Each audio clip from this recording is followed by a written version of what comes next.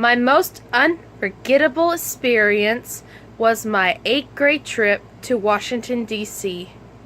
My class and I, we went to see their amazing monuments, exquisite museums. We rode on a tram at the Washington Metro, and we had a dance party on a ferry. My favorite part of the 8th grade trip was going to the Smithsonian National Museum of American History, because they have so many magnificent artifacts, objects, clothing, and items that were belonged to the presidents, first ladies, and talented celebrities. I even got to see Judy Garland's ruby slippers that were from the 1939 musical film, The Wizard of Oz. My second memorable thing of the 8th grade trip was the ferry ride my class and we rode.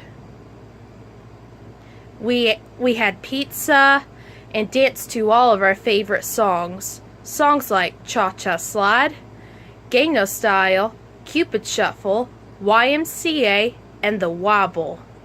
Half of my time while riding on the ferry, I stood outside at the end of the boat, watched the colorful pink and golden sunset far out nearby the water.